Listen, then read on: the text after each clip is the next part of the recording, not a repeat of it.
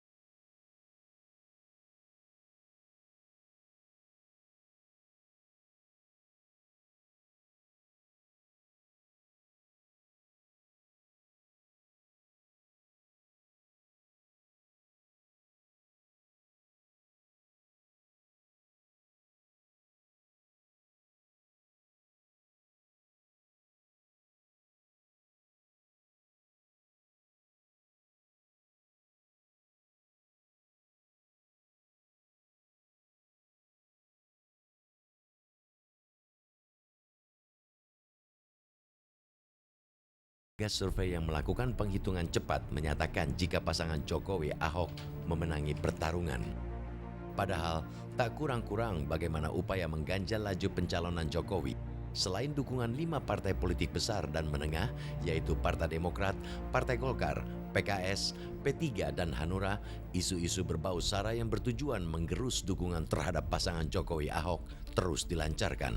Publik Jakarta sempat mendapat suguhan betapa sang Raja Dangdut Rhoma Irama yang dalam berbagai kampanye berada satu panggung dengan Foke dengan dibungkus kegiatan pengajian terkesan memberikan arahan kepada jamaah yang hadir untuk memilih calon tertentu. Undangan sudah semua, dan yang banyak juga ibu-ibu yang mengatakan, apa nih Pak, ya itu terserah ibu-ibu aja, kita harus punya inisiatif masing-masing. Kalau menurut bagi saya sih, saya akan pilih yang ada aja udah, saya bilang gitu. Supaya kalau yang udah ada mah umpamanya sekarang kurang baik, mungkin besok lebih diperbaiki. Kalau yang udah lebih baik, mungkin lebih baik lagi.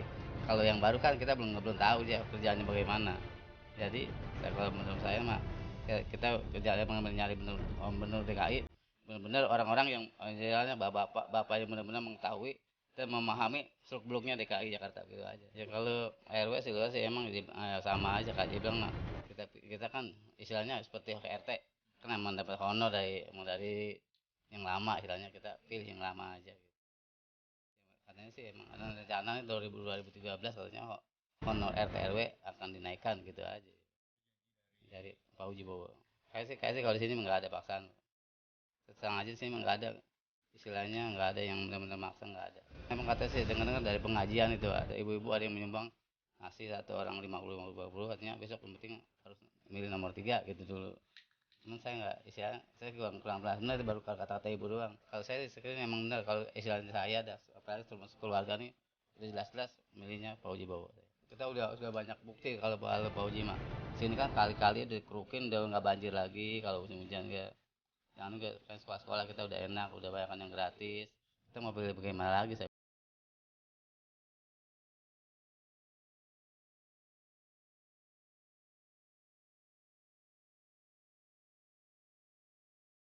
Mudah-mudahan masyarakat Betawi juga sepakat untuk melanjutkan apa yang saya kerjakan ini 5 tahun ke depan.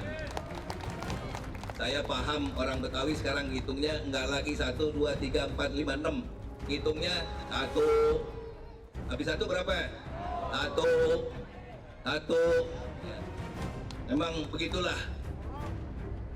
Biasanya yang unggul yang nomor 1. Tadi Bang Mamat bilang sama saya, katanya ada yang mau diberhentiin jadi orang Betawi. Betul begitu ya? Saya nggak percaya, saya pikir semua orang Betawi kompak lah kali ini. Masa kagak kompak lagi? Bener nggak? Tapi kalau masih ada juga yang nekat, ya nggak apa-apa. Tolong kasih tahu aja sama saya. Ntar saya cabut KTP-nya.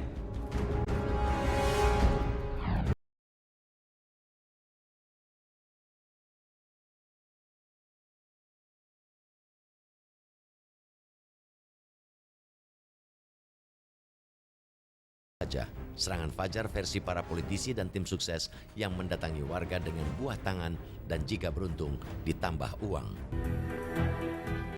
Namun, kubu Foke sepanjang malam hingga dini hari menjelang pencoblosan juga waspada.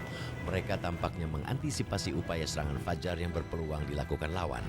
Di dalam saat menanti Pilkada 2012 ini, Pilkada Gubernur, kami tim relawan Pak Uji Bowo siap mengamankan 1x24 jam dalam rangka kalau ada serangan fajar.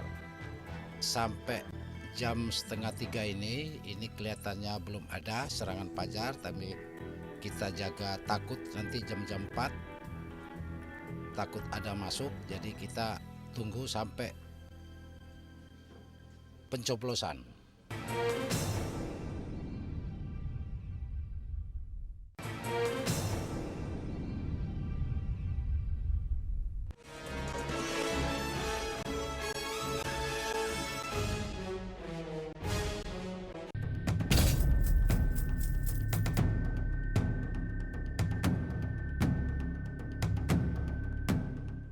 Banyak kalangan memuji atas praktek demokrasi yang terjadi di ibu kota sebagai pusat pemerintahan dan Jakarta menjadi barometer politik yang terjadi di negeri ini.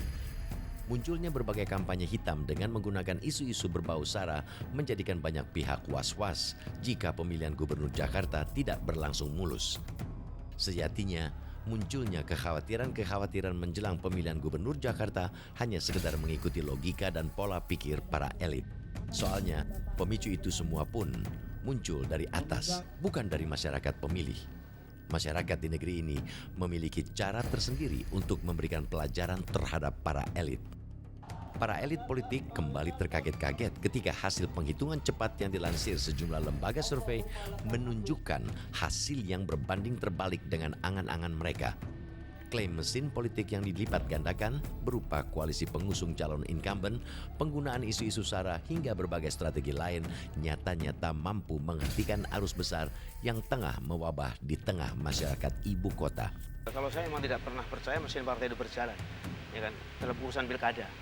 Partai itu berjalan kalau kader-kader itu berkepentingan dengan dirinya sendiri.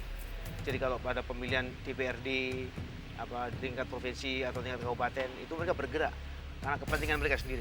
Jadi itu yang sifat yang buruk daripada sebagian kader-kader partai, bahwa dia mau bekerja hanya untuk kekuasaan. Terus kekuasaan untuk dirinya sendiri. Jadi kalau untuk pilkada memang jarang sekali secara empirik bahwa mereka mau berjuang mati-matian. Tapi ini ada baiknya juga dalam arti bahwa akhirnya kita bisa mendapatkan suatu cahaya yang terang bahwa kekuatan masyarakat, rajutan-rajutan keinginan masyarakat, rajutan-rajutan nurani yang mau ingin perubahan, itu betul-betul bisa mengalahkan gajah-gajah yang namanya partai-partai ini. Oleh karena itu menurut saya partai juga harus belajar banyak, ya kan, soal seperti itu.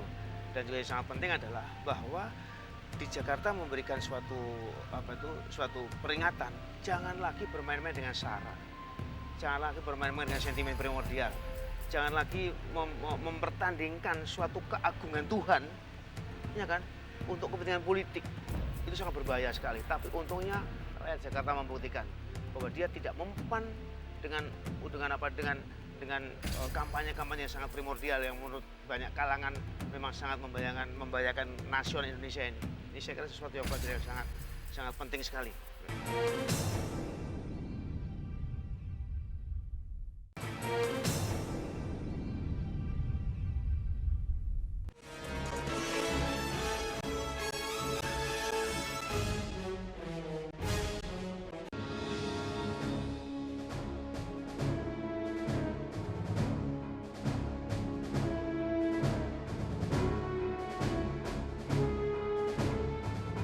Pelaksanaan pemilu nasional, termasuk memilih presiden dan wakil presiden, sudah di depan mata.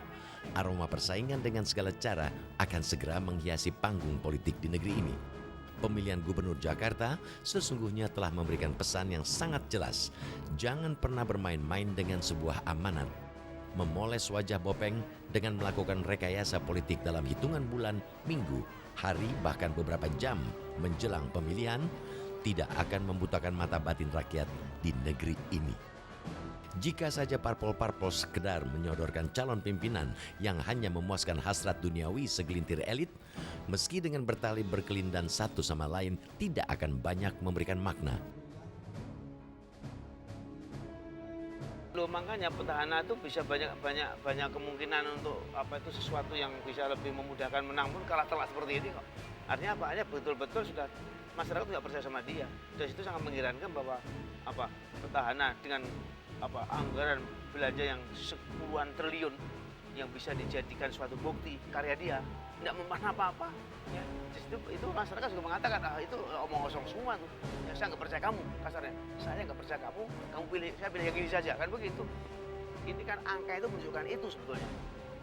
Ya, itu saja. Karena tingkat kepercayaan itu tidak bisa kemudian juga tiba-tiba orang ngomong baik, berkobar-kobar, tidak. Kepercayaan itu dari rekam jejak. Survei kita menunjukkan serangan Fajar itu nggak mempan. Sudah rakyat sudah bisa mengerti apa yang harus dipilih dan tidak mempan untuk disogok dengan sembako itu. Oleh karena itu sekarang ini yang menjadi kekhawatiran gerakan money politics ini tidak vote buying lagi, tapi mencari titik-titik lemah di dalam unsur-unsur KPUD dan sebagainya yang kemudian mereka itu bisa kasarnya dalam tanda petik membeli unsur-unsur KPUD karena mereka unsur-unsur parpol itu bisa merasa lebih efisien mengerjakan KPUD ini daripada membeli suara rakyat langsung. Itu yang menyedihkan. Fenomena indikasi-indikasi itu sudah mengkhawatirkan karena kredibiliti pemilu dan pilkada bisa hancur kalau kemudian juga ternyata akan semakin banyak unsur-unsur KPUD ya yang kemudian juga dibeli oleh partai politik. Saya sudah berulang kali menyampaikan dan menyatakan bahwa jabatan ada masanya.